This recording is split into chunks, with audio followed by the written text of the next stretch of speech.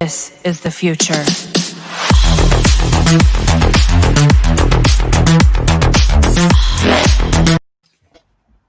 What's up, YouTube and Facebook, and welcome to Not Quite Mint. Today we're doing our comics in quarantine. We're going to show you a little bit about what we've been buying, what we've been reading, and Raggles is going to be here too for a change. He's actually going to do some work for a change. Does he actually do it?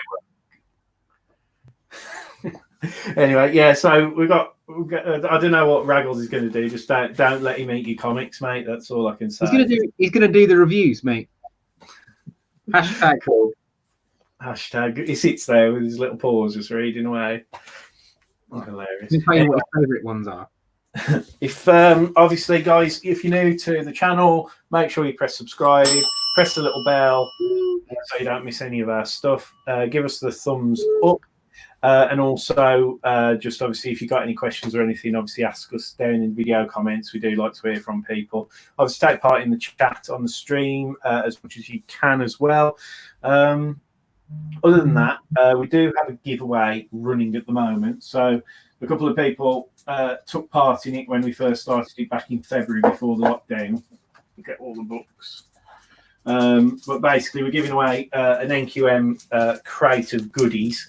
So basically you get 10 randomly selected comics from our sort of long box. So they're all current, pretty much all current. There's a couple of Bronze Age bits and bobs in there, like in Action Comics and things like that. So make sure you do take part, because you can obviously get hold of this sort of obviously original hand-drawn sketch cover from our very own Tom. Obviously of Thor,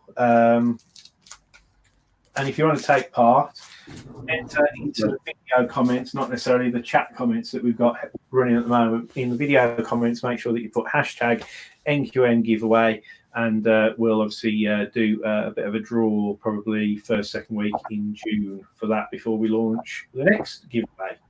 Happy days when you've got some new comics. Yeah, as I say, well, I've been a lot of the comics going in there are like stuff that I've cleared out of my old collection. So there's way to sell that crate, mate. Yeah, they're all, but that's where they're going to come from. They're not going to be, as I say, I don't know what we'll do for like the Star Prize, but a lot of those was stuff that that was just gathering dust as well. That like I aren't parts of the collections that I've actually got. So there you go. So what you got to talk about then, Tommy? You've got what you've been reading. Quite a few. Well, trying to limit myself to a few different things, but I've actually read quite a lot this time. But I'm not going to talk about everything. I'm just going to try and limit myself to a couple of things I've been reading. Okay. So where do you want to start then? Do you want to start with the Green Lantern? I think that's this one up here. Yes, that one. So I got the previews magazine pop up on my phone, and I saw that they're doing Green Lantern Earth 1 Volume 2. So I had no idea that they'd done this, and Green Lantern's one of my kind of favorite characters, and I like the Earth 1 style books, because they're essentially they basically give the writers a free rein to retell the story how they see fit, but not to change any of the characters, like names and like where they're from and stuff. So in this one, it's done. I think you say his name is Corona Brecco, and Gabrielle Hardman are the two creative teams. So Hardman does both the art and the writing. So for this one, instead of Hal Jordan being a pilot, he is an astronaut. And we're in the future a little bit. He's not been back to Earth for quite a few years, and he's on this planet doing a bit of mining and drilling and things. So he's not actually a pilot, like a space pilot, in a rocket. He's a miner on this planet, and he's looking for machinery or metal or something. I can't remember that bit of the story, because then it just kicks off. He just finds his space shuttle. He finds Abin Sur. He takes the ring. He ends up on Kilowog's planet. Kilowog in this is really good too. Like, it's a really good take on the character, because in the actual series, Kilowog is Hal Jordan's trainer. He trains him how to become a Green Lantern. In this, he's got no idea how to be a Green Lantern. So he kind of asks Hal Jordan, how do I be a Green Lantern? Because he doesn't know that Hal Jordan doesn't know either. Okay. And the Manhunters are in this too, and they kind of towards the end of it, without spoiling it too much, they have to fight the Manhunters. So it is really good. I really like the take on it. I would definitely read it, and I would definitely recommend reading it. And I probably will read volume 2 because it did grasp me, and it was a completely different take on the character that I know and love, but in a slightly quirkier way. So yeah, thumbs up from me, this one. Interesting, mate. Interesting. As I say, like I've only read little tiny bits of Green Lantern, so I definitely, as I've said, I'm going to definitely have your Jeff Johns omnibus to have a read of after all this. Mind you, when we have a barbecue with him fairly soon, I'm sure we'll be we'll have to have a bit of a swap around and stuff, but. Yeah, sounds like a good one, and I didn't mean to put that up. So I just did it. All right. It's there. I mean, if anyone watched on Tuesday, they know what's coming. I've got spoilers, exactly. I'll mention, obviously. I mean, the thing I want to read most at the moment is obviously this big omnibus that I've obviously just picked up of the Death of Superman, or Death and Return of Superman. Again, just I've been trying to sort out a situation by which I can actually read it comfortably, because it definitely is the biggest omnibus I've had so far, and it's just so difficult to sort of I couldn't put that in my work bag and comfortably read that on lunch or anything like that, so, and again, even sat on my lap downstairs, it's like a bit of an effort. So I think I'm actually going to have to sit at a table and read it like some old monk reading the Bible from makes sense. Have a little spotlight behind you. What's that? Have a little spotlight behind you. Oh well, yeah, just and have a little magnifying glass as well, just go full bore. So that's what I'm looking at. I've had a quick flick through because obviously I have read all of these before, but many moons ago when I was just a wee child, when it was all brand new. So.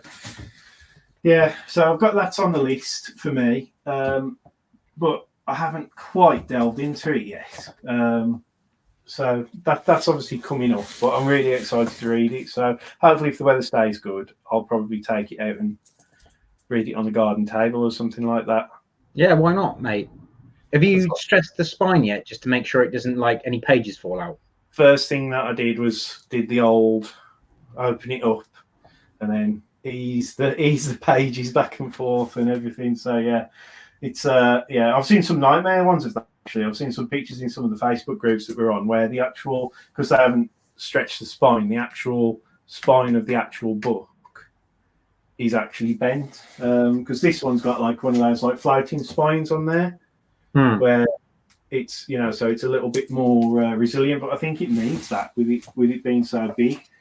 So just in the process of making sure I get, again, we need to look after our books, but at the end of the day, I buy omnibuses to actually read them. So, it's the best way to be. Right. So, what else we got on here? So we've done that. Well, we might as well do the one that we did. No, do the other one. I'll save the best one. Yeah. So I think that's. Is it this one? That one? No, next one. Next one. That one. Yeah.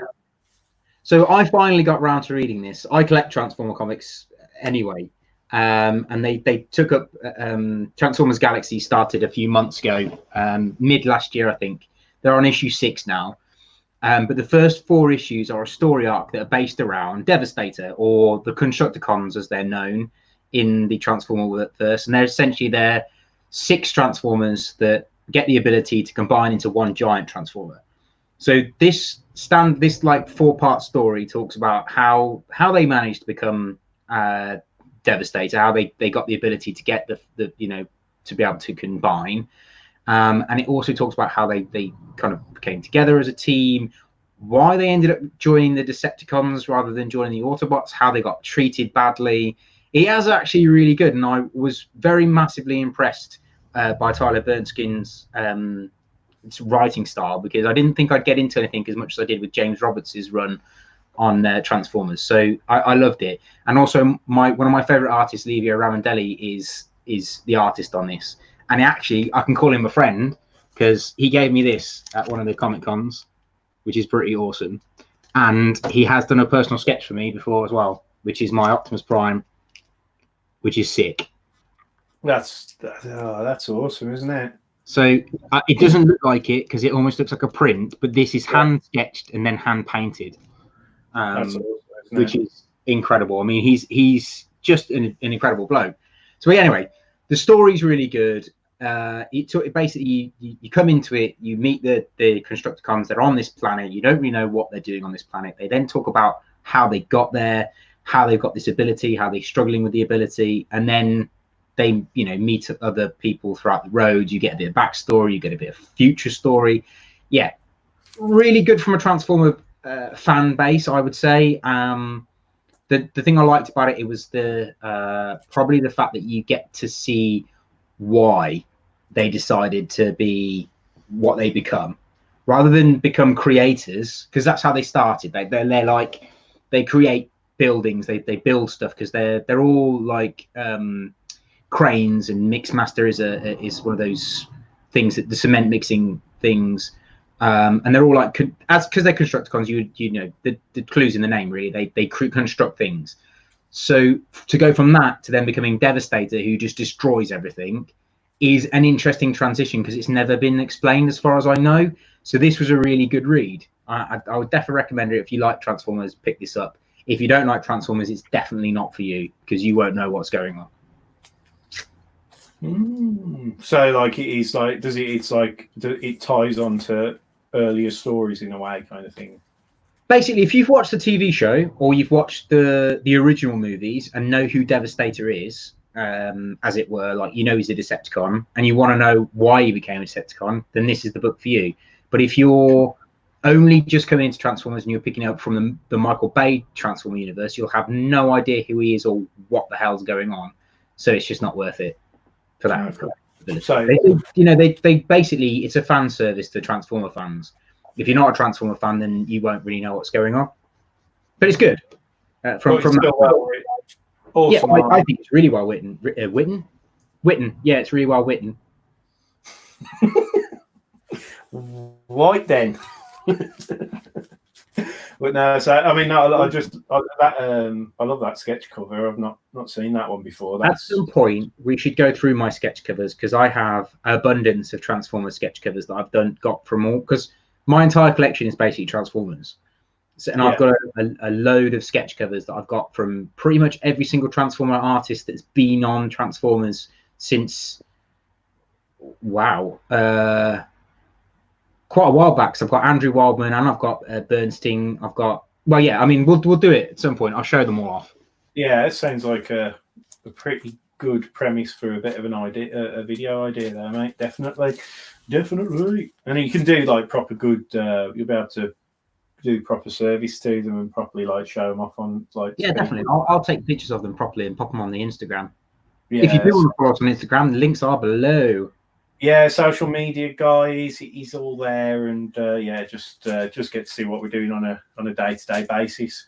So I am gonna have a little bit of a chat about sort of like what I've had in the mail, really. So I'll do it in two parts. So first part, these are just like random bits and bobs, so a couple of keys, a couple of not so keys. But first one that I've got is, because this is all the other Venom books at the moment are going a bit bonkers price wise. Managed to pick up Venom 4, which I want to say it's the second appearance of Null, but I'm not 100% certain whether that's right, because I think there's that many discussions going on what Null's first official appearance is, whether it's a cover appearance or cameo and first appearance. But I think generally that is viewed to be, I think it's the origin of Null. I think that's a definite. And then potentially his second first appearance as well. But that was one of the ones that I wanted to pick up, because I think I've said before that I wanted to collect Venom. and then all of a sudden all the hype jumped off around Null, and like obviously with the movie hype and stuff, and the first sort of like 4 or 5 issues are just a little bit kind of like, I think you're just going to pay a little bit too much for like all the buzz that's on at the moment. I'm really lucky. I've got the J. Scott Campbell one. Yeah, well, as I say, like if you got that in the bank, you'd be laughing really, because I think I ain't never going to sell it, mate. I'll be buried with my J. Scott Campbell collection. I don't think you should anyway, mate. To be fair, I mean, I'll be buried with these bad boys and my J. Scott Campbell collection. There'll be a very heavy coffin. You're not even going to give them away an inheritance or anything. To who? It could be anybody. You know, you might have a really like important person in the family and all the rest of it. Are you pitching for it? I think I'm older than you. I'll be gone before you, mate. So you know, I would pitch. You know, for anything untimely. I'm happy to do the same for you. We should do a contract, shouldn't we? We should, yeah. A Big Bang Theory contract. That's it. If I go first, you can get my collection. If you go first, I'll get your collection. There you go. That's good. At least somebody will be deserving of it. Yeah. There's someone who knows what they're doing with it. That's it. But the next one, it's a variant cover. I'm afraid I don't know the artist name, but it's Totally Awesome Hulk 21. And it's basically, there was a seller, I was telling Tom before, and there's a seller who was on eBay. And I ended up having a chat to him because he'd got quite a few like comics that I was interested in, and I just said, "Oh, do you mind if I put in a few offers and all the rest of it? I'm looking at more than one thing because eBay is really restrictive to buy from anyway." And he was like, "Yeah, go ahead, like see what it is." And he just like was taking like really reasonable offers. So I don't collect these, but obviously that one, I think when I've looked it up, is quite a rare sort of cover, and they are absolutely mint. There's no like cover roll on there or anything, so I'm kind of tempted just to go and send that, like to put them in the to be graded pile, because I just think that they're like really nice. That is another one. It's a bit of an older one. On that Totally Awesome Hulk one, did you read that run? Totally Awesome Hulk. No, didn't read it. It's one of the ones that was always on my list, but I didn't collect it at the time because it's great. Pat, I've got issue 1 that you got me with Amadeus Chow on the front. Yeah, that's right. Yeah, because it's the first time he becomes the Hulk, as it were. He then becomes Hulk, whatever, blah blah blah. But that variant cover you've got there is an interesting one because it's a throw to Weapon H. Yeah. If you've read Weapon H, it's an awful comic. Weapon H is horrendous. The idea of Weapon H is amazing, but the comic book is horrendous. I wouldn't recommend it to anyone. That's a personal thing. I just don't like it. So yeah, I'm not sure if there's like a key appearance in that particular issue 21. But I know that I tend to like to pick up like, I think it's like either a 1 in 15 cover variant or something like that, and it was quite cheap, so I thought, why not? But yeah, this one's Thor Annual number 11. Now this one, I can't remember the guy's name. It's something like, it's the first appearance of, I think it's a Teeth or something like that, who's the dwarf who makes Stormbreaker. So that's the first appearance of him in there. So again, it's one of those kind of like minor keys, but the book's in really, really good condition. So again, I just thought I'd pick that one up. And then this was another one. It's a Halloween Fest Darth Maul number 1. So I love Darth Maul and anything Star Wars, and I don't actually have this particular cover. So again, it was only like £5. Pretty cool, that one. Yeah, it's as I say, well, the standard cover looks exactly the same, but this one is, as I say, a Halloween Comic Fest exclusive. Does that mean it's a free job? What's that? Aren't the Halloween Comic Fest ones free? Potentially, yeah. So I'm not. Yeah, sorry. Yeah, looking at that rated T, and there's no price on there, so it's a free. It is a freebie. So, but I believe it's exactly the same print as obviously Dark. Oh yeah. It's like the free comic book kind of stuff. Yeah, I just again, it's not one that I've got. I haven't even got like the standard cover of that, but it's not an expensive book. But I just growing my Star Wars collection, and this one's a bit of an interesting one. So this one's Sandman #8. I've got obviously behind me over. I think you can just see it there. The absolute edition for Sandman, because I did read a lot of these books when they were first about. Because again, 1989 this came out. And this one, it's not in great, amazing condition. There's like a crease in the top corner, but this is the first appearance of death in the Sandman books, so it's quite an important key. Is Neil Gaiman Sandman? Yeah, so this was a Neil Gaiman one. So yeah, Gaiman, Dringeberg, and Jones at the bottom. Yeah, but, I knew Neil Gaiman did the Sandman. I just couldn't remember. Yeah, it's just so good. It's amazing. So like I had a little flick through this, to be fair, because it's not in such great condition that you can't read it, if that makes sense. So, but yeah, he's an amazing writer, Neil Gaiman. Yeah, this is so well written. I mean, obviously, like obviously, my wife loves Neil Gaiman stories, so I gave her a quick look at that, and as dark as it is, because it's, you know, there's various things that death has to, you know, deal with, whether they're dealing with the death of a child through to like obviously a drug addict and all that kind of stuff. So it's quite a dark story in there, but I love the dark aspect of the art, and it's quite abstract, and just, yeah, it's my kind of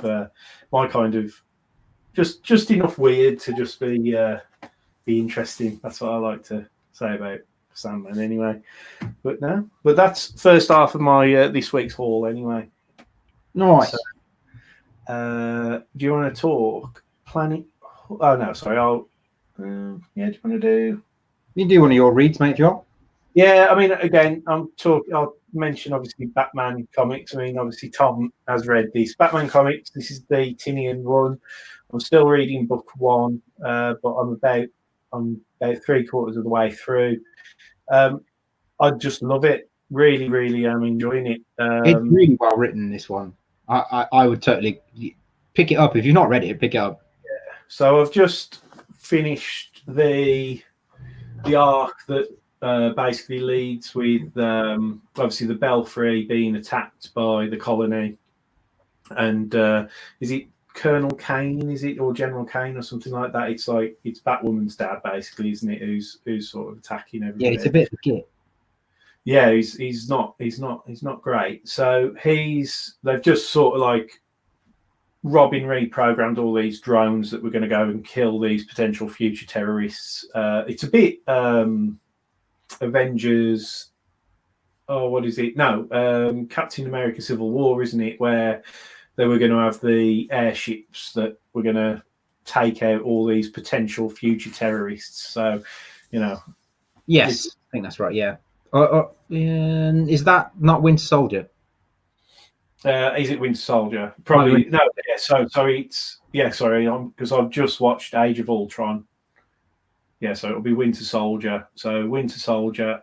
Yeah. So that's where they're fighting Bucky in the airships, and then they bring them all down and everything. So the storyline in this Detective Comics is a little bit like that, in the sense that they're going to send out these things that obviously hunt and destroy potential future terrorists and stuff. So I was kind of reading it, and I was like, I wonder which one came out first, because it is like the same principle. But I know it's a principle that, like, I think like the Nazis were looking at in the Second World War anyway, that they wanted to sort of like try and genetically profile people who were predisposed to certain acts, whether they be, you know, as I say, for homosexual or future terrorist or a murderer or whatever. So they were obviously like, it's a concept that's been toyed with for quite a long time, and quite a dark one as well. But obviously with this one, Red Robin, you think he's going to die. He isn't dead, but at the moment, I don't know quite where he is. So he's in this, like, he's been taken off to this place, and I don't know what's happened to him. The frustrating thing with reading this, though, is that the issue after when all that kicks off it goes back to, it's like there's like an arc about, I think it's like King of the Monsters or something like that. Completely different art team, and it's not as good. The art isn't as good. It's a bit more anime. And I went from what's happened to Red Robin to reading a completely different thing. And I was you have to hold on a little while for that, mate, to find out what's happened to Red Robin. What the fuck is wrong with me? Red Robin? Sorry. Red Robin. So that's where I am. So I'm gonna read through this King of Monsters or whatever the hell's going on in it, and figure out everything that's going on with that, because like there are people getting covered with like red sludge and going berserk, and it's actually not a bad story, the King of the Monsters situation. It gets a bit weird, and then I think after that story arc you've got like a backstory on Batwoman and her relationship with her father, and then something else happens before you get to Robin. But I tell you what, it is well worth the wait, because the story that comes out with Red Robin, like who's got him, what's going on, what the situation is fantastic, and it is like a real nice cherry on top of the cake when you get to it. Honestly, it's brilliant. Yeah, I'm definitely looking forward to it. But yeah, I've really enjoyed it thus far, and I'm impatient, you see. So it's like when I went and started reading this whole other story arc, I was like, I don't really want to read this. I just want to know what's happened to Red Robin. I want to carry on because covered his girlfriend yet and how she's struggling with it. So no, I haven't really hit that bit yet. So that is I can't remember her name. That's really bad. It's something like it's like a phrase, isn't it? How do I not know that name? It's like black. Anyway, yeah. So this has just reminded me. So the next bit that you've got the story, the monster story. Then you've got the Batwoman. Then after that, story about her and something that she does, and then you've got Red Robin. I've just remembered. I've got a long way to go then. It probably won't be until you get onto your book 2, mate. It'll build it up. It'll at least build the whole kind of like suspense. Yeah, because you get the whole part with Batman being slightly like, I want to get this team right, but I've lost a member of this team, and he's a vital member of my family, and now I'm hurting. But he has no idea he's still alive. But you do. Yeah.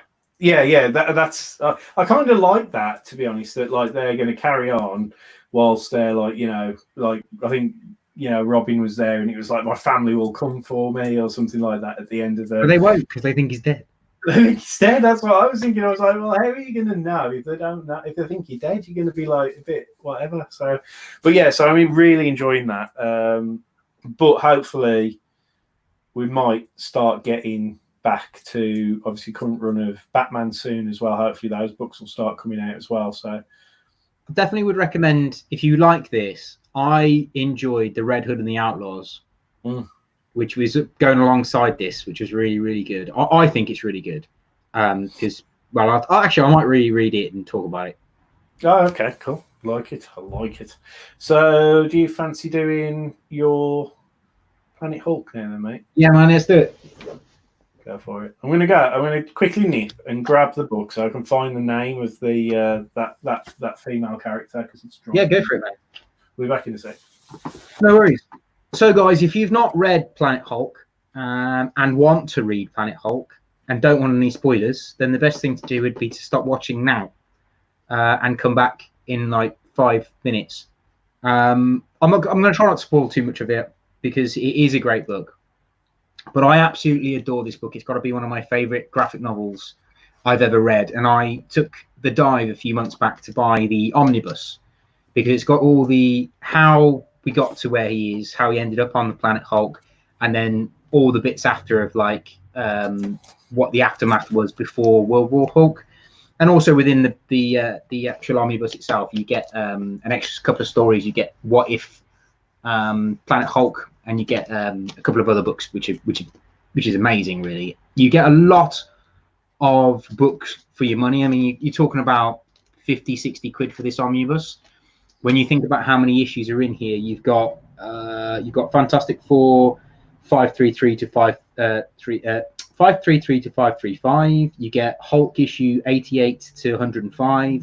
You get Giant Size Hulk issue 1. You get What If Planet Hulk Gladiators Guidebook. You get the New Avengers Illuminati, and you get Amazing Fantasy 15 at the back. Believe it or not. So it's well worth the money. As a story goes, the main part is written by Greg Pak, sorry. Absolutely amazing. It's what they based Thor Ragnarok's version of Hulk off. So it's a great story. But from start to finish, I loved it. I've read it. I read it quite quickly, but I read the first story quite a few times. But this omnibus, I've read it quite quickly. I had no idea how he ended up going off to Planet Hulk, and the way Nick Fury persuades him to get on this ship to help sort some stuff out that S.H.I.E.L.D. have essentially caused. He gets on the ship, he does what he needs to do, and then they shoot him off into outer space to make the whole world safe. Is a bit like, wow, I can't believe you've just done that. And then you read the Illuminati part of this book, where you find out that the Illuminati is obviously, I don't know if anyone's read the Illuminati, but the Illuminati in the Marvel Universe is Iron Man, Namor, Black Bolt, Doctor Strange, and Mr. Fantastic. They're the ones I can remember anyway. And they have a conversation. They're talking about shipping Hulk off into outer space, sending him into a planet where he can't come home from. One-way trip. He can then be safe away from everyone. He can't destroy anything. He can't hurt anyone. And Namor, who is probably the biggest antagonist in the Marvel Universe for just absolutely being an arse, is probably the best way to describe it, is the only one out of the whole group who's like, we can't do this. He's your friend. You can't send him off to a planet where he can't get home and expect him to just lay over and take it. And then Tony Stark turns around to him and goes, well, he's killed thousands of people. And Namor turns around to him, and I think this is absolutely classic. He's like, you have got an alcohol problem. How do you know when you've been drunk you've not killed anyone? Mm. And no one's on about putting you in a ship and sending you off to deal with your problems. Yeah. So out of everyone, you don't expect him to be the voice of reason, but he is.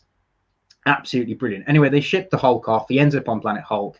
He goes from being a slave to a gladiator, from a gladiator to a king. So essentially, it's the story of Spartacus. Brilliant. And then it ends so tragically, man. I mean, this is the bit. If you want to turn off now, because I'm going to spoil it, because the Hulk finally finds peace. He's the leader of this world. He finally finds peace. He has a wife. They're having a child. And then the stupid plane that he went on explodes and takes out the whole planet. Everybody. They're all dead. Apart from Hulk and a few little people. And at that point, he's the most angriest he's ever been and decides that's it. He's coming to Earth. Watch out, Illuminati, because he's coming for you. That's awesome. And it's so well written. And I think the reason I love it is because I love Spartacus. Spartacus is one of my favorite stories. But yeah, sorry for the rant. Sorry for going on. But if you haven't read it and you didn't listen to anything I just said, then please go and read it because it's amazing. Yeah, but at the end of the day, we're talking about what we've been reading, what our view is. Panic Hulk's been out a long, long time. Yeah, it's been up for quite some time. It's not like it came out yesterday and nobody's read it. You just go for it. Do you know what I mean? That's my attitude. It's like I'm talking about a book I've read. Yeah. So if it's awesome and there's a really great ending in it or whatever, I'll just fuck it, talk about it. It's cool. Do you know what though? Like again, apologies for the spoilers, but I reread World War Hulk, which is the one that comes after this, and I completely forgot that the reason the ship that blows up is a ship that delivers Hulk to Scar, which is the planet he ends up on. He comes through the wormhole, he ends up on the planet Scar, blah blah blah. Anyway, the ship that he lands on, it doesn't have a bomb on it, and you find that out in World War Hulk that it didn't have a bomb on it. They didn't ship him off to blow him up. They shipped him off to a planet so he could vegetate and live and, be at peace. That was the idea.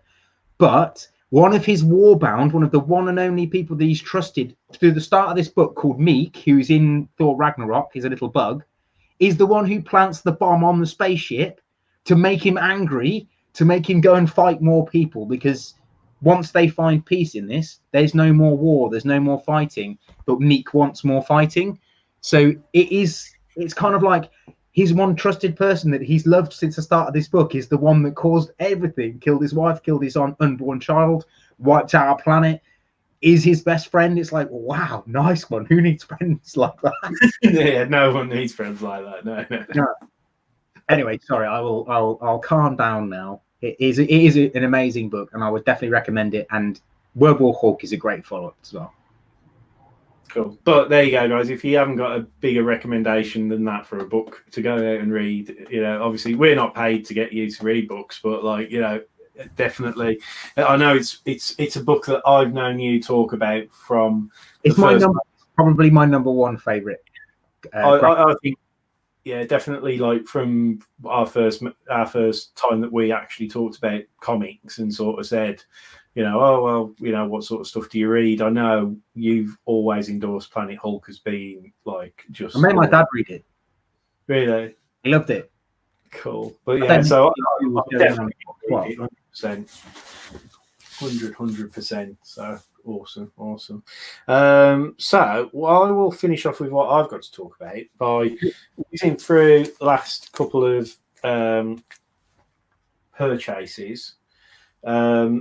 So this one is the third printing of Edge of Spider-Verse issue 2. So I think this is something like either the first appearance of Gwen Stacy in Spider-Verse, or it's the first appearance of like her as Spider-Woman or something like that. So it's a bit of a weird one, but it was as I say, the first printing is obviously really, really sought after and stuff like that. Third printing is still quite a cool book to get, even the second printing. But have you read Spider-Verse? Not yet. No, it's one of the ones that I keep on meaning. Is there about 25 issues in it, something like that? Something like that. It's actually really good. They then tried to redo it with Spider-Geddon, and it just wasn't as good. Yeah, there's because what I'm finding is like a lot like the key comics for the next sort of like multiverse Spider-Verse this animated thing is going to be a lot of like the suspected key for like first keys are in this Edge of Spider-Verse. So it's sort of like it's one of those ones that again some of the prices of some of the books are quite inflated or they're quite hard to get. So it's sort of it's frustrating because I want to complete my Ultimate Comics collection and Ultimate Spider-Man stuff. And it's sort of like to get the whole lot, especially with Ultimate Fallout, it's just like I feel like it's a lot of money, but I kind of feel that I suppose you've got the option, haven't you? If you're just completing the collection, you could always just get a second or third printing, which isn't too bad to spend. I mean, they are still expensive. Yeah. I mean, a second printing is what, 20, 30 quid? And a third printing, you're talking 10, 15, which again is a little bit much when a cover price is £2. Yeah. But still, I mean, if you're only trying to look to complete your collection, you could probably go for a lower one. Or if you want, the first printing, it's probably going to cost you a bit of dollar, unfortunately. No, that's it. As I say, it's just keeping it. I mean, like a lot of these, like I just fell lucky on that one because I think that was like that one was about £10 to buy that one, and that's sort of like normally a £15-20 book. So it's not a massive saving, but still better than a kick in the teeth. Yeah, still, it was good. I'd say the guy, it was from the same guy that I got quite a lot of these ones that I'm showing today. Like because I just said like I'll offer you do you a couple of offers because most of his stuff was set up as auctions. We're giving him an offer, and there were fair prices for him at the end of the day. So I got that one, which is a Greg Land variant, which I think is a 1 in 25 variant of Spider-Verse, Edge of Spider-Verse again, issue 3. Got that one, and then he did have this one, which is I think second appearance of Miles Morales. So first print and all the rest of it. It is really good condition as well. So again, it might be a candidate at some point in the future to send off and get graded. But yeah, I think I want to collect them first, and then see if I want to read them before I send them off. Because as I say, I've got obviously a Ultimate Spider-Man, which is my copy that I read when I first had it, that I want to get off and get graded just for sentimental reasons, just to protect it really. But yeah, we'll see.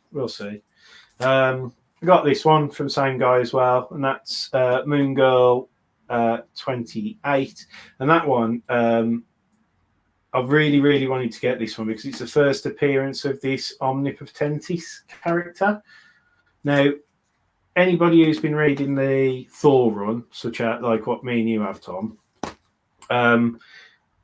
Donny Cates has, I believe, made a reference to Omnipotentis in connection with the Thor, the Thor comics. So basically, if you read that, who is the devourer of the universe? Beware Omnipotentis. And if you look at, or saying that you've had 6 gins. Yeah, exactly. So if you see him crawling out of that sort of canister there's a certain inclination that he might have something to do with the Black Winter in the Thor run. So again, I'm telling you, mate, the Black Winter is Krull. It's Venom. Krull. It's got something to do with Venom. I'm telling you now. Yeah, so it was one of those ones that I'd wanted to pick that up. It wasn't, and I saw it as say on this guy's site, so I thought, I'll get hold of that. But yeah, I'm excited for Thor to come back as well, just the same as Batman. So it's really cannot wait. And then my 2 kind of like final big purchases. First one is Amazing Spider-Man 78, and it is first appearance of the Prowler. Obviously, nice cover. I like the cover art on that one. Nice and bright. Ditko? Yeah, I believe it's a Ditko. No, that's a Romita, sorry. So that's Romita Senior. So yeah. Well, I got that. And then one for me with Fantastic Four 45. And that's it's not a great condition one. I mean that cracking is actually on not all creases, thankfully, but some of it is. But yeah, it's that's the first appearance of the Inhumans in that one. Very nice. But yeah, like the guy had that on, and I gave him a fair offer, and he accepted. So it was sort of like, yeah, happy days. But it feels that's one of the sub 50 Fantastic Four keys that are on my list, because there's 45, I think 46, and then obviously 48, 49, 50, and then 52. Those are the big ones on my list anyway. So happy to get 45 in the collection, regardless of the condition. So happy days. Happy days, mate. Indeed. Which also brings me to the fact that I am still reading Fantastic Four. Read issue 3 this week, which is that one, and I do believe it is the first appearance of the Fantasticar. I'm quite enjoying reading Fantastic Four. It is of a certain age, I will say, but this one was quite cool because it showed like a cutout sort of cross section of the Fantastic Four's secret base, and they're like they go on obviously because like they put out this Fantastic Four flair when they're needed to be called to action and all of this, and then they've got this secret base on the top of a Reed Richards building and all the rest of it, and then they've got like all these little places where they've got like the rockets, and they're like the Fantasticar, and like some kind of helicopter and all this, and it's like this secret base on this building, and I'm like, I think they make some kind of like sort of and aren't we lucky to have this secret base in the middle of the city? And I was like, everybody's going to know that's there. Everybody's going to know that's there. So I do like the sort kind of like the silliness of it, really, the campness of it and everything. So it is fun. So yeah, I am enjoying it. And I'll try and read another couple of issues for next time as well. But it's hard to say where the story's going at the moment because they're all quite self-encapsulated. I think this one was to do with something like The Miracle Man, and he's like this. It was all a bit of an anticlimax. It was a bit like a Scooby-Doo ending in a way, though, in the sense that they went to this magic show. Miracle Man was there, did all these magic tricks, and then afterwards decided that he wanted to be a bit of a criminal. Then did this other trick to make stuff come alive, and the monsters like start rampaging around the city. And then all of a sudden, the Fantastic Four investigated. And it got madder and madder and madder to the point that this Miracle Man like hijacked a flipping atomic tank, and then then Human Torch appears, flash of light. The guy loses all of his powers, and everybody is like, "What just happened?" And it was all an illusion because all this guy was a master hypnotist. Exactly. Yeah. So he just hypnotized everybody into thinking that these things were happening. It was all a dream. Yeah, that's what I thought. I was like, oh my god, that's like. But then again, this is like in the 60s. This is at the dawn of comics, so it might have been where those stories came from, maybe in comics. But yeah. I was a bit bummed out with this, but it's again. I am enjoying reading it. It is a different thing, and it's expanding a bit of like knowledge for me. So it's happy days with that. But yeah, I will carry on. But I don't know I don't think I'll be reading anything new next week other than what I've mentioned here. So I've got a lot to do. But yeah, I've got some stuff to be working on. Nice. Yeah. So other than that, I'm just going to enjoy the sunshine. I'm back to work on Monday as well. So yeah, good for you, mate. I wish I was back to work on Monday. Oh no, I bet you were, mate. I bet you are. So I think we are pretty. Is there anything else that you want to mention? I am going to mention one thing. I actually have had something delivered this last couple of days, which I'm really happy with, which didn't cost me naff all, really. I got myself a Michael Turner Supergirl issue 1. Nice. I don't think it's very sought after, and I don't think it's a key, but I read this comic when it came out. The artwork's done by Ian Churchill, and the story's done by Jeff Loeb. It's really, really good. I really enjoyed it. It comes off the back of Batman and Superman, which again Michael Turner worked on. So yeah, I thought I'd pick it up. It's literally £1, so why not? Happy days. So I'm really chuffed with that. That came a couple of days ago, so I'm really chuffed with that. Really good condition as well, which I'm quite pleased with. But I'm just thinking I might reinvest my collection and start picking up Michael Turner stuff, because him and J. Scott Campbell are my two favourite artists. It'd be nice to have their work, to be fair. Yeah, I mean, the thing with Michael Turner, I mean, I've got a couple of Dynamic Forces Identity Crisis signed issues. They're not slabbed, but when I was collecting in that kind of like early 2000s sort of phase, like Michael Turner at that point was massive.